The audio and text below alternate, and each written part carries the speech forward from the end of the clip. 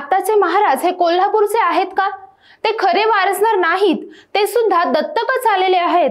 कोल्हापुरात महायुतीकडून शिंदे गटाचे उमेदवार असलेल्या संजय मंडलिकांनी केलेले हे स्टेटमेंट। चंदगड तालुक्यातल्या भरसभेत प्रचार करताना त्यांनी कोल्हापूरच्या छत्रपती घराण्यातील शाहू छत्रपतींचा वारस असण्यावर प्रश्नचिन्ह उपस्थित केले। मल्लाला हातच लावायचा नाही, मल्लाला टांगच मारायची नाही, मग ती कुस्ती कशी होणार? असं म्हणणाऱ्या मंडलिकांना राजकीय प्रतिस्पर्धी म्हणून शाहू छत्रपतींना कोंडीत पकडण्याचा तसा फुल अधिकार आहे। पण असं करताना इतिहासाची कोणतीही उजळणी न करता केलेल्या या वक्तव्याने मंडलिकांवरच गेम उलटा झालाय। वाद होणार हे माहीत असूनही काँग्रेसचे उमेदवार शाहू छत्रपती यांच्या वारसाची गोष्ट मंडलिकांनी कशाच्या बेसिसवरती बोलून दाखवली आहे? मंडलिकांनी केलेल्या या वक्तव्याने अनेक वाद कसे निर्माण होऊ शकतात? ज्या गादीनं संबंध महाराष्ट्राला पुरोगामी विचारांचा वारसा दिला, त्या कोल्हापूरच्या गादीचा नेमका इतिहास काय? शिवाजी महाराज ते राजश्री शाहू आणि राजश्री शाहू ते आत्ताचे शाहू या सगळ्यांची नव्याने उजळणी आजच्या या व्हिडिओत आपण करणार आहोत। नमस्कार, मी तेजश्री हॅलो महाराष्ट्रमध्ये तुमचं स्वागत करते। व्हिडिओला सुरुवात करण्यापूर्वी एक महत्त्वाची आठवण, जर तुम्ही अजूनही आमच्या चॅनलला सबस्क्राइब केलं नसेल तर लगेच करा। तर तारीख 6 जून शिवराज्याभिषेक दिनाच्या दिवशी संबंध महाराष्ट्रात चैतन्याचं वातावरण पसरलं होतं। पुरोगामी वारशाचा इतिहास सांगणाऱ्या कोल्हापुराला मात्र याच दिवशी दंगलीचा डाग लागला। अवघा कोल्हापूर जिल्हा भयभीत झाला असताना करवीर संस्थानचे श्रीमंत छत्रपती शाहू महाराज यांनी रस्त्यावर उतरत कोल्हापुराला नख देखील लागू देणार नाही असा दंगेखोरांना इशारा देत कोल्हापूरचं वातावरण शांत केलं। राजश्री शाहू छत्रपतींच्या गादीला शोभेल असं काम सध्याच्या शाहू महाराज आणि राजश्री शाहू यांच्यात एक समान धागा होता, तो म्हणजे पुरोगामी विचारांचा। कोल्हापुरात आपला जम बसवण्यासाठी भाजप मागच्या अनेक वर्षांपासून नेटाने कामाला लागले। भाजपला आपले पाय कोल्हापूरच्या लाल मातीत घट्ट रोवायचे असतील तर प्रथम इथल्या मातीतला पुरोगामी विचार धुवून काढणं गरजेचे आहे। आणि याचाच एक पार्ट म्हणून भाजपच्या नेत्यांकडून अशा प्रकारची विधानं केली जातात। कोल्हापुरातला पुरोगामी विचार मुळासकट उपटायचा असेल तर त्याच मूळ असलेल्या छत्रपती घराण्याच्या वारसावरच प्रश्नचिन्ह उपस्थित करायचा असा कुटील डाव भाजप करतंय असं देखील बोललं जाते। आता मंडलिकांच्या या विधानात किती तथ्य आहे, काय खरं आणि काय खोटं हे पाहण्यापूर्वी आपण पहिल्यांदा शिवाजी महाराज ते राजश्री शाहू हा इतिहास जाणून घेऊयात। तर रयतेचा राजा म्हणजे छत्रपती शिवाजी महाराज। शिवाजी महाराजांच्या पत्नी सईबाईंकडून संभाजी ते पत्नी सोयराबाई यांच्याकडून राजाराम असे 2 पुत्र होते। 1680 साली शिवाजी महाराजांचा मृत्यू झाल्यानंतर संभाजी महाराज राज्यकारभार पाहू लागले। पुढे 1689 मध्ये संभाजी महाराजांचा औरंगजेबांच्या कैदेत मृत्यू झाला। संभाजी राजांचे पुत्र शाहूला देखील औरंगजेबाने कैदेत ठेवलं होतं।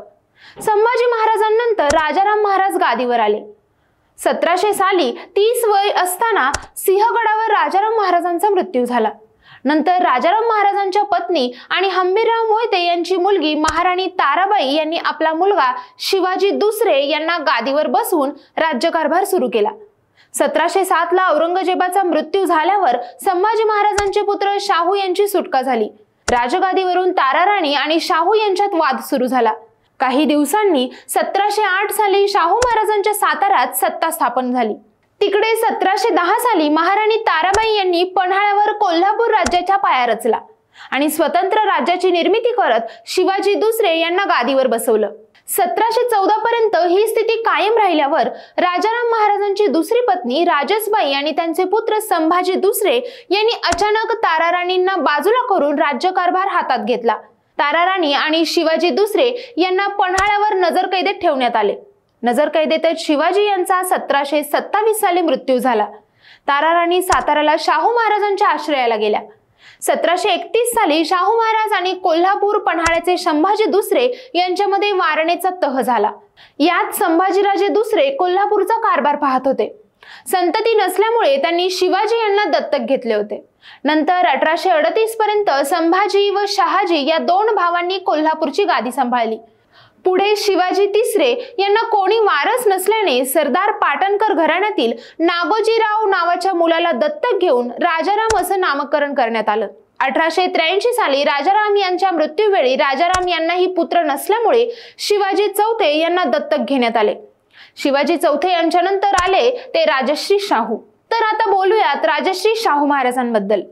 इंग्रज सरकारच्या राजवटीचा तो काळ, करवीर संस्थानावरही इंग्रजांचा कब्जा होता।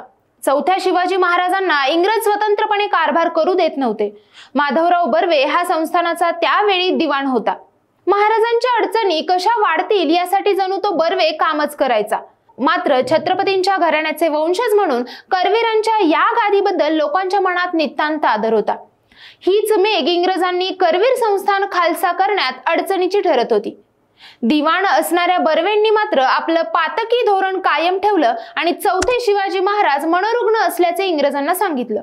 मतलबी इंग्रजांनी त्यांच्या सांगण्यावर विश्वास ठेवला आणि चौथ्या शिवाजी महाराजांना अटक करून त्यांना अहमदनगर येथील किल्ल्यात नजरकैदेत ठेवले। अहमदनगर येथील किल्ल्यात इंग्रज अधिकाऱ्यांनी चौथ्या शिवाजी महाराजांचा मानसिक आणि शारीरिक छळ करण्यास सुरुवात केली। त्यातच एकदा एक मगरूर इंग्रज अधिकाऱ्याबरोबर झालेल्या झटापटीत चौथ्या शिवाजी महाराजांचा दुर्दैवी मृत्यू झाला। त्यावेळी महाराजांचे वय केवळ 21 होते। या दुर्दैवी घटनेनंतर करवीरांचं राजसिंहासन पोरकं झालं।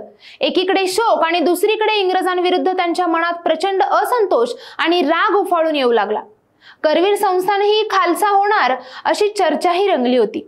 त्यामुळे लोकभावना ध्यानात घेऊन आबासाहेबांनी इंग्रजांशी बोलणी केली। आनंदीबाईंचे आणि राजपरिवाराचे त्यांनी सांत्वन करत करवीर संस्थानासाठी दत्तक वारस मंजूर व्हावा म्हणून त्यांना इंग्रज सरकारकडे अर्ज करण्यास सुचविले।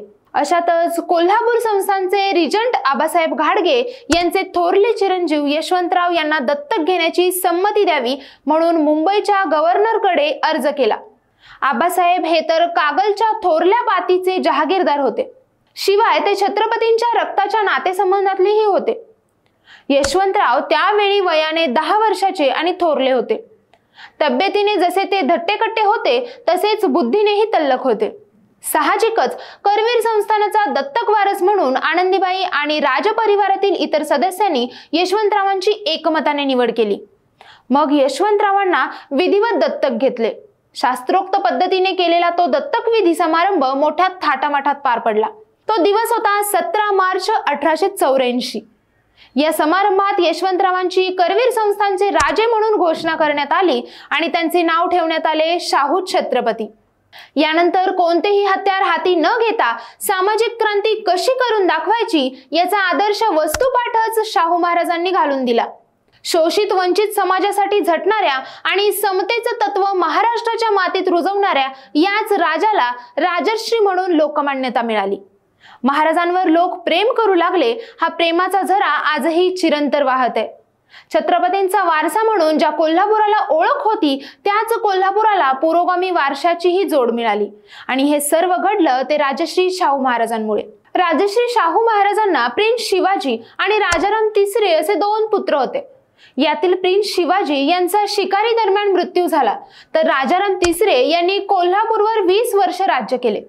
राजाराम यांना अपत्य नसल्याने 1940 साली त्यांच्या मृत्यूनंतर पत्नी ताराराणी यांनी सातारच्या गादीवरून एक मुलगा दत्तक घेतला, ज्याचं नाव ठेवलं 7वा शिवाजी। यावेळी राजाराम तिसरे यांची एकुलती एक मुलगी प्रिन्सेस पद्माराजे ज्यांचा विवाह तेरखेडा येथील जहागीरदार यांच्यासोबत झाला होता। त्यांच्या मुलाला कोल्हापूर गादीसाठी दत्तक घ्यावे असा अनेकांचा आग्रह होता। हे दत्तक प्रकरण तेव्हा चांगलंच गाजलं। कोल्हापुरात कधी नव्हे ती आंदोलनाची राळ उठली होती। मात्र ताराराणी यांनी सातारच्या गादीवरून शिवाजी 7वा यांना दत्तक घेत गादीवर बसवलं आणि स्वतः रिजंट म्हणून काम करायला सुरुवात केली। मात्र 4च वर्षात 7वा शिवाजींचं निधन झालं। आता कोल्हापूरच्या गादीला कोणाला वारस द्यायचे असा मोठा प्रश्न निर्माण झाला। यावेळी शहाजी दुसरे म्हणजेच सध्याच्या शाहू छत्रपती यांचे वडील यांना देवास सिनियर गादीकडून दत्तक घेण्यात आले। शहाजी दुसरे यांचं मूळ नाव विक्रमसिंह पवार। विक्रमसिंह हे देवास सिनियर गादीचे महाराज होते। राजश्री शाहू महाराजांनी आपली मुलगी अक्कासाहेब यांचा विवाह तुकोजीराव महाराजांसोबत केला होता। या तुकोजींचा मुलगा म्हणजेच विक्रमसिंह पवार म्हणजेच शहाजी दुसरे हे राजश्री शाहू यांचे नातू होते। तर शहाजी दुसरे यांनी कोल्हापूरवर राज्य केलं। शहाजी यांचा एकुलता एक मुलगा देवासच्या गादीवर असल्याने आपल्या नंतर आता कोल्हापूर गादीवर कोणाला बसवायचे हा प्रश्न शहाजी दुसरे यांना होता। त्यामुळे त्यांनी मृत्यूपूर्वीच आपल्या मुलीचा मुलगा कोल्हापूरच्या गादीवर बसवण्याचं प्रयोजन केलं होतं। शहाजी दुसरे यांना आपल्या मुलीचा मुलगा दत्तक म्हणून निवडला ते म्हणजे आजचे शाहू महाराज। नागपूरच्या भोसले घराण्यातील असलेल्या सध्याच्या शाहूंचे दिलीप सिंह हे मूळ नाव, राजाराम सिंग हे त्यांचे वडील, तर शालिनी राजे या त्यांच्या आई। पुढे शहाजी महाराजांच्या निधनानंतर 1984 ला सध्याचे शाहू महाराज छत्रपती गादीवर विराजमान झाले। शाहू महाराजांनाही दत्तक घेतल्यानंतर कोल्हापुरात हे दत्तक प्रकरण खूप गाजले। बॉटम लाईन काय तर राजश्री शाहू महाराज आणि शाहू छत्रपती हे दोघेही दत्तक होऊन राजघराण्यात आले। सध्याचे शाहू हे तसं पाहता राजश्री शाहू यांच्या नातवाचे नातूच। या दोन्ही शाहूंनी पुरोगामी विचार, समता, समानता आणि सामान्य जनतेशी असणारी नाळ कधीही तुटू दिली नाही, हेही तितकंच खरंय। 1848 साली लॉर्ड डलहौसी नावाचा एक इंग्रज अधिकारी गव्हर्नर म्हणून आला। त्यानं झाशीच्या राणीचं संस्थान, नागपूरच्या भोसल्यांचं संस्थान, पेशवे यांच्या दत्तक पुत्र विधानाला विरोध केला। या देशात ज्यांच्या घरात मुलं नाहीत त्या घरात कोणी दत्तक मूल घेतल्यानंतर त्याला मुलाचा दर्जा दिला जातो, याला विरोध करण्याचं काम लॉर्ड डलहौसी यांनी केलं। त्यामुळे संपूर्ण हिंदुस्थानात इंग्रजांच्या धोरणाला सर्वत्र विरोध झाला। सर्व राजे महाराजे एकवटले आणि 1857 चा उठाव झाला। दत्तक पुत्र हा पुत्रच असतो, घराचा वारसच असतो। खासदार संजय मंडलिक हे लॉर्ड डलहौसी यांच्या कुळातले आहेत का असा प्रश्न या निमित्ताने उपस्थित झालाय। इतिहासाचा हा सगळा धांडोळा घेतल्यानंतर संजय मंडलिकांच्या वक्तव्याशी तुम्ही सहमत आहात का? शाहू छत्रपती यांना करवीरांच्या गादींचे वारस म्हणून नाकारणे योग्य आहे का? तुमचा अभ्यास काय सांगतो आम्हाला कमेंट करून नक्की सांगा आणि अशाच नवनवीन आणि माहितीपूर्ण व्हिडिओसाठी आमच्या हॅलो महाराष्ट्र या चॅनलला सबस्क्राइब करायला विसरू नका।